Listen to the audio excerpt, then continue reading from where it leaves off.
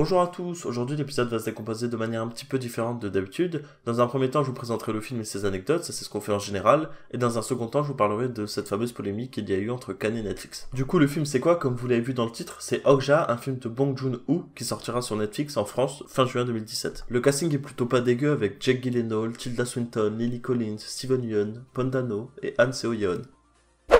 Je vous le dis à l'instant, mais c'est Bong Joon-ho qui a réalisé le film et c'est aussi lui qui en a eu l'idée. En fait, il y a quelques années, il se baladait dans la rue, à Séoul, et il a vu un animal assez étrange. Il était énorme et pour lui, il semblait assez timide et introverti en même temps. À l'époque, il était en train de préparer Snowpiercer, il a donc eu l'idée d'un scénario et a commencé à dessiner une petite fille avec un animal étrange. C'est aussi lui qui a eu l'idée du nom Okja et il a puisé son inspiration dans sa propre culture. En gros, c'est une combinaison entre un nom très ancien issu du Kenji japonais.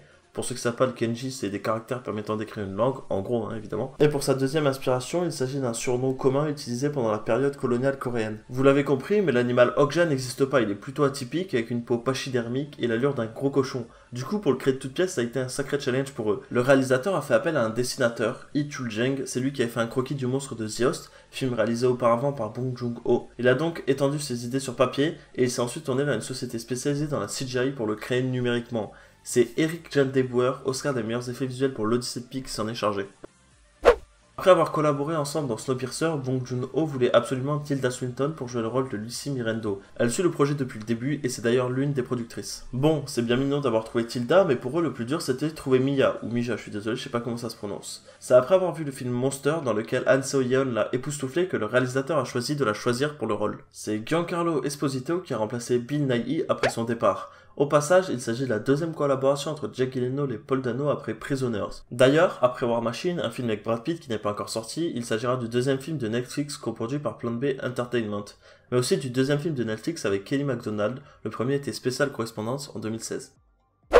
Voilà, c'est là qu'on arrive à la partie la plus intéressante selon moi, autrement dit, la polémique. En France, il y a une chaîne des médias, je vais commencer par vous l'expliquer, sinon vous n'allez pas comprendre la suite. N'importe quel film, qu'il soit français ou étranger, demande un visa d'exploitation au CNC, qui lui en donne un ou non. En général, oui. À partir de là, il peut immédiatement être exploité en salle. 4 mois après la sortie en salle, les supports physiques arrivent, autrement dit Blu-ray, DVD et autres. On peut aussi l'acheter sur les services de VOD comme Orange, Wacky, Google Play et Filmo TV. 6 mois après ça, les télévisions payantes qui ont conclu un accord avec les organisations du cinéma comme le CNC y ont accès, comme Canal+ par exemple. 10 mois après, toutes les télévisions y ont accès. Et en dernier, autrement dit 36 mois après la sortie en salle, accès aux services de VOD par abonnement, Netflix et Amazon Prime Video par exemple. Bon, je précise que j'ai pas détaillé tout le processus parce que je ne trouvais pas cela forcément nécessaire pour la compréhension.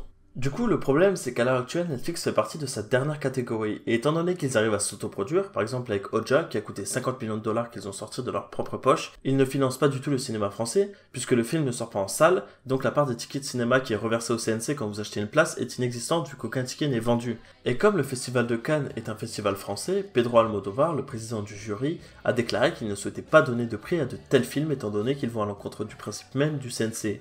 Pendant un temps, d'ailleurs, une solution a été envisagée par Netflix. Sortir le film en salle avec un visa limité en même temps que sur Netflix. Comme ça, le CNC touche son argent, l'État aussi d'ailleurs, et tout le monde est content. Sauf que là, problème, on se heurte à la chaîne des médias, donc impossible d'utiliser cette méthode. En gros, pour satisfaire le festival, le film aurait dû sortir en salle et n'être diffusé sur Netflix que 36 mois après sa sortie, autrement dit en 2020. On est d'accord, c'est quand même un petit peu du foutage de gueule. Du coup, vous vous demandez peut-être pourquoi le film a quand même été retenu pour participer au festival. Eh bien, figurez-vous que rien dans les règles n'interdisait à un film non diffusé en salle de participer. Mais du coup, à partir de 2018, les règles devraient être modifiées et seuls les films obtenant une diffusion en salle seront acceptés. Du coup, la polémique fait que le film en tant que tel est remis en cause.